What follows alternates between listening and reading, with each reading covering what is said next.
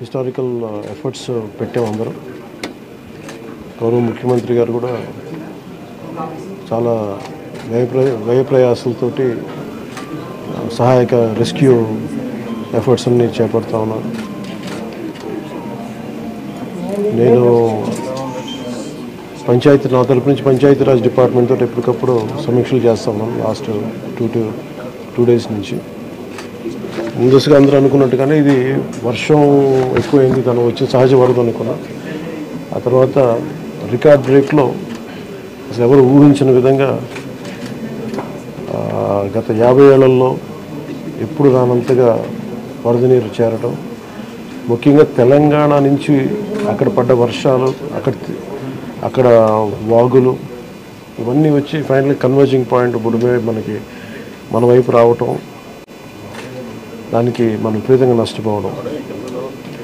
అలాగే ముఖ్యంగా విజయవాడ ఎందుకు ఇంత గురైందని చూస్తే, ఇది ఇంత అవుట్లెట్ తీసుకోకపోవటం. బేసిక్గా గత ప్రభుత్వం చేసి ఉండాల్సింది ఇవన్నీ కొంచెం దృష్టి పెట్టుండాల్సింది, వాళ్ళు పెట్టలేకపోయారు. సో వాళ్ళు చేయలేకపోయినా కానీ భవిష్యత్తులో ఈ రోజున ఈ సహాయ కార్యక్రమాలతో పాటు భవిష్యత్తులో ఇలాంటి ఇంత అకస్మాత్తుగా ఇలా వచ్చి మనం ప్రజలు ఇంత నష్టపోకుండా ఉండాలంటే ఏం చేయాలి? ఖచ్చితంగా ఈ వరద నీరు తగ్గగానే, రిసీడ్ అవ్వగానే దీని మీద ఒక ప్రాపర్ ప్లానింగ్ తోటి ఈ వరద నీరు వెంటనే దీని అవుట్లెట్ కాలంలో ఉండేలాగా దాని మీద ఈ ఫ్లడ్ కెనాల్స్ని ఎలా ఏర్పాటు చేయాలనేది గౌరవ ముఖ్యమంత్రి గారితో కూడా దీన్ని చర్చిస్తాం. ఇందాక కూడా మాట్లాడుతూ ఉంటే ఇన్ఫర్మేషన్ ఏమంటే బుడిమేరుకు సంబంధించి కొంత గత ప్రభుత్వం కంప్లీట్గా విస్మరించింది ఈ ప్రాజెక్ట్స్ని. చాలా ఇప్పుడు మీరు చూస్తే మొన్న వాళ్ళ ప్రభుత్వం ఉన్నప్పుడు కూడా ఈ మన అన్నమయ్య ప్రాంతానికి పింఛా డ్యామ్ కూడా సరిగ్గా మెయింటెనెన్స్ చేయలేక నష్టపోయారు. ఒకటి కెపాసిటీకి మించి వరదలు వచ్చినాయి. ఒక్క ఆంధ్రప్రదేశ్ సంబంధించి మన తెలంగాణ నుంచి పడ్డ వర్షం కానీ అవన్నీ కూడా ఇది ఆంధ్రప్రదేశ్కి ఒక ముంపుగా ఏర్పడ్డాయి. దానితోడు ఈ అవుట్లెట్స్ లేవు, ఫ్లడ్ కెనాల్స్ సరిగ్గా నిర్మించుకోలేకపోయాం. ఒకటి మన స్టేట్ బైఫర్కేషన్ నుంచి ఇప్పుడు దాకా మన ఇన్ఫ్రాస్ట్రక్చర్ ఇలాంటి భవిష్యత్తులో జరగకుండా, నగరాలకు ఎలాంటి ముంపు వాటిల్లకుండా ప్రతి నగరాన్ని కూడా నేను అసెస్ చేయాల్సిన అవసరం ఉంది. ప్రస్తుతం విజయవాడని ప్రత్యేక కోణం నుంచి దీని మీద దృష్టి పెట్టాలి. అదొకటి ఫ్లడ్స్ అయిపోయిన తర్వాత ఆలోచిస్తున్నాం. ప్రస్తుతానికి సిసోడియా గారు చెప్పడం దీన్ని డిజాస్టర్ మేనేజ్మెంట్ హెడ్గా, స్టేట్ డిజాస్టర్ మేనేజ్మెంట్ హెడ్గా ఆయన మా దృష్టికి తీసుకొచ్చింది ఏంటంటే, ప్రస్తుతం రిసీడ్ అవుతున్న నీళ్లు పెరగట్లేదు. రేపటికి ఇది మనకి ప్రకాశం బ్యారేజ్ 5 లక్షల క్యూసెక్స్కి 5 దాకా వచ్చేస్తుందని చెప్తా ఉన్నారు. సో మేజర్ ప్రమాదం మనం తప్పింది. అంటే చాలా అదృష్టవశాత్తు ఇది భగవంతుడి కరుణ అనుకోవాలి. ఆల్మోస్ట్ ఒక 10-12 వేల క్యూసెక్లు రీచ్ అయ్యి ఉంటే అసలు టోటల్ అసలు మనం ఊహించిన ప్రమాదం జరిగి ఉండేది. అసలు మన ఎవరో అన్కంట్రోలబుల్గా జరిగి ఉండేది. ఒకటి ఇది మేజర్గా చెప్పాలంటే ప్రకృతి విపత్తు. ఇంకొంచెం తక్కువ స్థాయిలో మనం డ్యామేజ్ అయ్యిండేది ఒకటి బుడిమేరు కనుక గత ప్రభుత్వం సరిగ్గా మెయింటైన్ చేసి ఉంటాయి. ఎందుకంటే వాళ్ళు అన్నీ చిన్న ఇరిగేషన్ ప్రాజెక్ట్స్ కూడా సరిగ్గా కనీసం వాళ్ళు ఈ లాకులు కూడా రిపేర్ చేయలేకపోయిన పరిస్థితులు ఉన్నాయి వాళ్ళకి. సో ఇప్పుడు వాళ్ళని తిట్టి కూడా ప్రయోజనం లేదు. ఎందుకంటే ఇది ముందు మనం ప్రస్తుతం మా చేతిలో ఉన్నది ప్రభుత్వం ఏమన్నా మేము ఏం చేయాలని ఆలోచిస్తామని ఉన్నంతలో మొత్తం కూర్చోబెట్టి దాదాపు ఇండియన్ ఎయిర్ ఫోర్స్ నుంచి, నేవీ నుంచి, హెలికాప్టర్స్ ద్వారా, అలాగే డ్రోన్స్ ద్వారా ఫుడ్ సప్లై అన్నీ చేస్తూ ఉన్నాం. అలాగే సహాయ కార్యక్రమాలు ముందుకు తీసుకెళ్తా ఉన్నాం. అలాగే పిఆర్ పంచాయతీరాజ్ నుంచి కూడా దాదాపు 242 టీమ్స్ని ఈ రోజున 262 టీమ్స్ని ఏర్పాటు చేయడం జరిగింది. ఇది వరద ఎఫెక్ట్ కాని జిల్లాల నుంచి ఈ ప్రత్యేకించి మన ప్రిన్సిపల్ సెక్రటరీ గారి ఆధ్వర్యంలో ఇది ముందుకు తీసుకెళ్తా ఉన్నాం. దీన్ని ఈ రెస్క్యూ కార్యక్రమాలకి చాలా బాధాకరమైన దాదాపు 19 మంది చచ్చిపోయారు. చాలా వారికి మనస్ఫూర్తిగా నా సంతాపం తెలియజేస్తాం. అలాగే ఒక 2 మిస్ అయ్యారు. ఒక పశువులు దాదాపు 136. అలాగే దాదాపు 1,72,000 హెక్టార్లు పంట నష్టం జరిగింది. అది విజ్ఞాన పంటలు కానీ లేదంటే మామూలు మన ప్యాడీ కానీ ప్యాడీయే దాదాపు 1,72,000 హెక్టార్లు. హార్టికల్చర్ వచ్చి ఒక 15,000 హెక్టార్స్ ఉంది. అలాగే 176 రీహాబిలిటేషన్ సెంటర్స్ని ఏర్పాటు చేయడం జరిగింది. దీనిలో ముఖ్యంగా ఈ దాదాపు 328 ట్రైన్స్ క్యాన్సిల్ చేయడం జరిగింది. 6,44,536 మంది ఈ వరదల వల్ల ఎఫెక్ట్ అయ్యారు. దాదాపు 193 రిలీఫ్ క్యాంప్స్ మెయింటైన్ చేయడం చేస్తున్నాం. అలాగే దాదాపు 42,707 మందికి రిలీఫ్ క్యాంప్స్లో అకామిడేట్ చేసాం. దాదాపు 194 మెడికల్ క్యాంప్స్ ఆర్గనైజ్ చేసాం. దీనికి ఇది ఇంకొక ఈ డేంజర్ ఇలా కంటిన్యూ అవుతుందా లేదని చూస్తుంటే ఖచ్చితంగా తగ్గుముఖం పడుతుంది. ఇది గాబరా పడాల్సిన అవసరం లేదు. అలాగే మేము సహాయ కార్యక్రమాలు పాపం అందరూ కూడా పిఆర్ పంచాయతీరాజ్ దగ్గర నుంచి స్టేట్ సిసోడియా గారి అధ్యక్షతన గౌరవ ముఖ్యమంత్రి చంద్రబాబు గారి ఆధ్వర్యంలో సహాయ కార్యక్రమాలు స్టేట్ డిజాస్టర్ మేనేజ్మెంట్ అలాగే నేషనల్ డిజాస్టర్ మేనేజ్మెంట్ అందరూ ఒకటే ఇన్ ట్యాండెమ్ పనిచేస్తాం, కలిసి పనిచేస్తూ ఉన్నాను. సో దాదాపు ఈ సెంటర్కి 600 to 700 కాల్స్ వస్తూ ఉన్నాయి. ఈ సెంటర్కి ఎక్కడెక్కడ ఇబ్బందులు ఉన్నాయంటే అడ్రస్ చేస్తూ ఉన్నారు. అతి తక్కువ సమయంలో ఇంత ఎఫెక్టివ్గా పనిచేయగలిగాం. కానీ భవిష్యత్తులో ఇలాంటివి జరగకుండా ఉండాలని మేమందరం కోరుకుంటున్నాం. అలాగే ఆ దిశగా పనిచేస్తాం.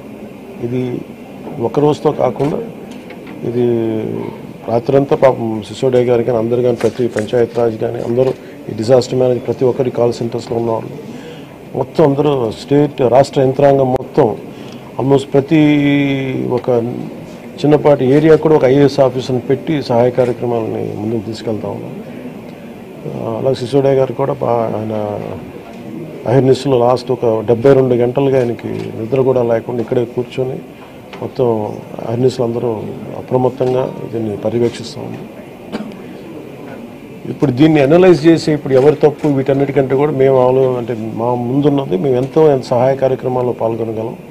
అలాగే నేను ఈ సమావేశం తరఫున ప్రైవేట్ వ్యక్తులు కూడా మన పత్రికా ప్రకటన ద్వారా నేను మిమ్మల్ని అప్పీల్ చేశాను. ఈ రోజున మొత్తం రాష్ట్ర హితువు కోరుకున్న ప్రతి ఒక్కరూ 3 పార్టీల వ్యక్తులు మద్దతుదారులు అందరూ కూడా మనందరం ఇలాంటి ప్రకృతి విపత్తులు వచ్చినప్పుడు అందరం కలిసి మనం ముందుకు తీసుకెళ్ళాలి. రాష్ట్ర ప్రభుత్వం నుంచి కొత్తగా ఏర్పడ్డ ప్రభుత్వం మనం ముందుకు తీసుకెళ్తా ఉన్నాం. అలాగే మీ వంతు సహాయం కూడా మీరు చేయమని కోరుకుంటా ఉన్నాను. అలాగే నా సైడ్ నుంచి కూడా ఈ ప్రత్యేకించి రాష్ట్ర సీఎం రిలీఫ్ ఫండ్కి 1 కోటి రూపాయల నిధుల్ని నేను చంద్రబాబు గారి రాష్ట్ర ముఖ్యమంత్రి నిధికి నేను విరాళంగా ప్రకటిస్తున్నాను.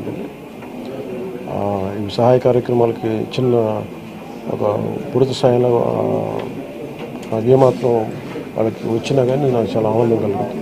ఆ దిశగా రేపు కలిసి వారికి అందజేస్తున్న చెక్ ఒకటి. అలాగే ఈ పరిస్థితుల్లో ఒక చిన్న అనాలిసిస్ ఏంటంటే రీహాబిలిటేషన్కి షిఫ్ట్ చేయబడ్డవారు 42,000 మంది. నిన్న మెసేజ్ కూడా పెట్టాను. ఆర్బీ రోడ్స్లో కూడా దాదాపు 1,808 కిలోమీటర్లు డ్యామేజ్ అని ఒకటి కరెక్ట్ చేసుకోవాలి, దాన్ని దృష్టి పెడుతున్నాం. అలాగే 188 బోట్స్ యాక్షన్లో ఉన్నాయి, దాదాపు 5 హెలికాప్టర్స్. అలాగే గజేతగాళ్ళు దాదాపు 283 మంది సహాయ కార్యక్రమాలు పాల్గొన్నారు. దాదాపు 3 లక్షల ఫుడ్ ప్యాకెట్స్ సప్లై చేశాం. అలాగే ఈ కంట్రోల్ రూమ్ ప్రజలకు ఏదైనా సరే మీకు అత్యవసరమైన పరిస్థితుల్లో ఉండాలి అంటే ఇది 112 ఈ నెంబర్ కానీ అత్యవసర నెంబర్లు కానీ 1070. సో 112 మీరు ఎక్కడైనా సరే విపత్తులు ఇరుక్కుపోయి ఏదైనా కష్టం ఏదైనా ఇబ్బంది ఉందంటే వెంటనే మేము స్పందిస్తాం. దానికి మీరు కంట్రోల్ రూమ్ నెంబర్ 112, ఇంకొక నెంబర్ 1070. ఇది కాకుండా 1800 4250 101. మళ్ళీ రిపీట్ చేస్తాను.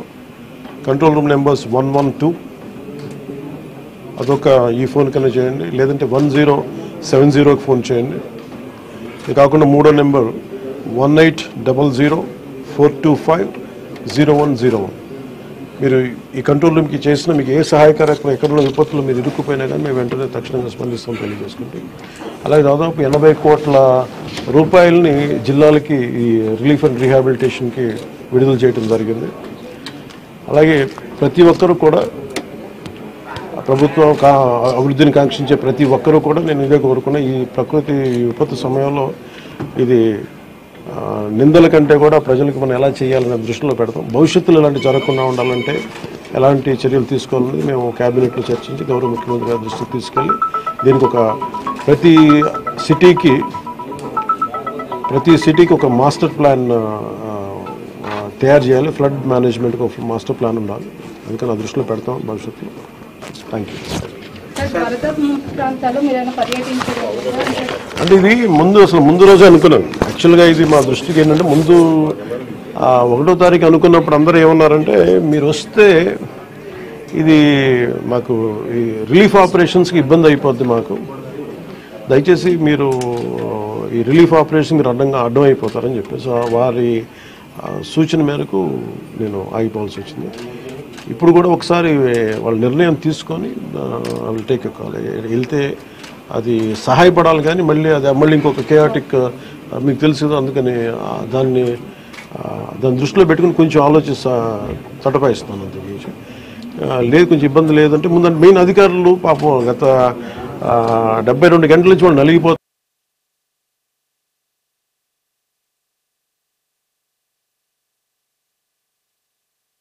అని చెప్పి నేను దాన్ని దృష్టిలో పెట్టుకుని నేను స్వయంగా పర్యవేక్షిస్తున్నాను. 4 రోజులుగా పవన్ కళ్యాణ్ ఉప ముఖ్యమంత్రి రాలేదు, ఎక్కడ వెళ్ళని చెప్పి విపక్షాలు ఆరోపణ చేస్తున్నారు. బాధితులను పట్టించుకోలేదని చెప్పేసి ఆరోపిస్తున్నారు. ఏం చెప్తారు? ఫిజికల్గా మీకు కనిపించడం పద్ధతి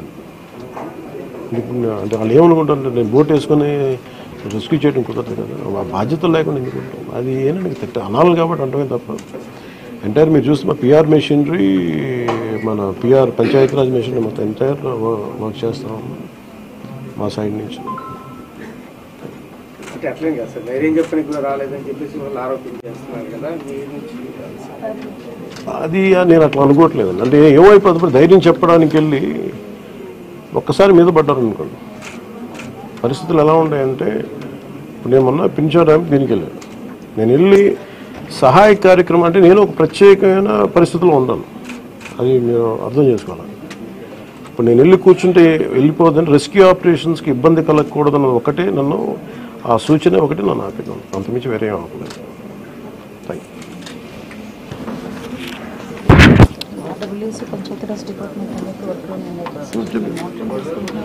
అలాగే నిన్నే చెప్పాను అంటే పంచాయతీరాజ్ కానీ, రూరల్ వాటర్ సప్లై కానీ, ఇంజనీరింగ్ డిపార్ట్మెంట్ కానీ ఇవి కన్సిస్టెంట్గా పనిచేస్తున్నాయి in tandem with rescue operations. So దాన్ని కూడా మీరు దృష్టిలో పెట్టారు. సార్, హైదరాబాద్ తరహాలో ఇక్కడ చెరువులు అవన్నీ కబ్జాలు అవుతున్నాయి కదా, వాటి విషయంగా ఏమైనా మీ గవర్నమెంట్ దృష్టి పెట్టింది? ఇప్పుడు ఇది సక్సెసివ్గా ఇప్పుడు మనం అంటే దీంట్లో ఒక ఇది ప్రతి ప్రభుత్వం తీసుకోవాల్సిన బాధ్యత ఇది. ఇప్పుడు దీంట్లో ఆల్రెడీ చెరువుల్లో కొంచెం నాలాల్లో కట్టేసినవి ఉంటాయి. అసలు ముందస్తుగా వ్యవస్థలు కనుక చాలా బలంగా పనిచేస్తుందంటే పర్మిషన్స్ లేకుండా ఎప్పటికప్పుడు అది ఒక విచిత్రమైన పరిస్థితుల్లో అందరం వదిలేస్తాం, నీళ్ళు రావట్లేదని. ఎఫ్టీఎల్లో ఇప్పుడు మన హైదరాబాద్లో కూడా చూస్తున్నాం కదా, ఫుల్ ట్యాంక్ లెవెల్లో ఉన్న చోట్ల రావులని చెప్పి లాస్ట్ 20 yearsలో రాలేదని చెప్పి ఇల్లు కట్టేశారు. ఎప్పుడో సరదాగా అది ఎప్పుడు ఈ జలవనరుల శాఖ ఎప్పటికప్పుడు ఇది కట్టద్దు, పర్మిషన్స్ ఇవ్వద్దు అని అంటుంది. మళ్ళీ కానీ దాన్ని స్థానిక మున్సిపాలిటీలు కావచ్చు, కార్పొరేషన్స్ కావచ్చు ఇచ్చేసిన పరిస్థితుల్లో మీరు హైదరాబాద్ చూస్తున్నారు. మనకు కూడా అలాంటి పరిస్థితులు ఉన్నాయి. ఇది సక్సెసివ్గా జరుగుతూ ఉండింది. దీన్ని ఎట్లా అడ్రస్ చేయాలనేది ఇది ఒక సోషల్ ఇష్యూ కూడా అవుతుంది. సో దీన్ని ఎలా చేయాలి, కొంత ఎడ్యుకేట్ చేసి కొంత అవగాహన తీసుకొచ్చి ఒక ప్రత్యామ్నాయం కల్పించి దీన్ని ఖచ్చితంగా అడ్రస్ చేయాలి, భవిష్యత్తులో ఖచ్చితంగా అడ్రస్ చేయాలి.